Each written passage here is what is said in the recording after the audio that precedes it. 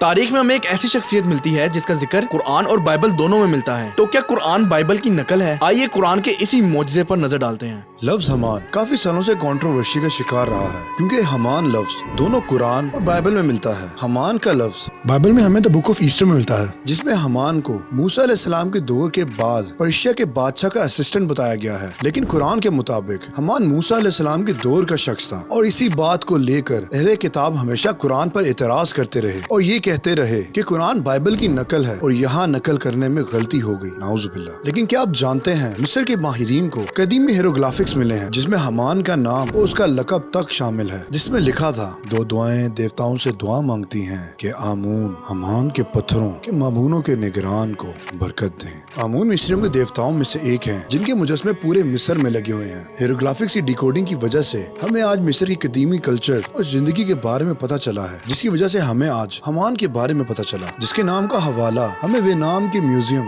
ہوف میں دیا گیا تھا. اور اسی تحریر سے حمان اور فرعون کے قریبی تعلق کی نشاندہی بھی ہوتی ہے. جرمن سائنٹسٹ والٹر واس زینکی ہو جس نے قدیم کلچر کے تجزیے کے اور جس کے کام کو ماسٹر پیس کے طور پر قبول کیا گیا، جو کہ بتاتا ہے کہ حمان اور فرعون کے تعلقات تھے، جو کہ ہوف کے میوزیم کے مونومنٹ پہ لکھے ہوئے ہیں. اور ہرمان رینکی جو کہ قدیمی مصر کے تاریخ دان اور ماہر بھی ہیں، اپنی dictionary the people in the new kingdom میں حمان کا ذکر پتھر کی کانوں کے مزدوروں کے سربراہ کا کیا ہے، جس سے یہ ثابت ہوتا ہے کہ حمان مصر میں تھا اور یہ کنسٹرکشن کا کام کرتا تھا جس کے انڈر کافی لوگ کام کرتے تھے. لیکن کیا آپ جانتے ہیں کہ قرآن حمان کے بارے میں کیا کہتا ہے؟ اللہ تعالیٰ قرآن میں فرماتے ہیں، اور فرعون نے کہا کہ اے اہل دربار، میں تمہارے اپنے سوا کسی کو خدا نہیں جانتا، تو حمان میرے لیے گاڑے کو آگ لگوا دو، پھر ایک محل بنا دو تاکہ میں موسیٰ کے خدا کی طرف چڑھ جاؤں، اور میں تو اسے جھوٹا سمجھتا ہوں.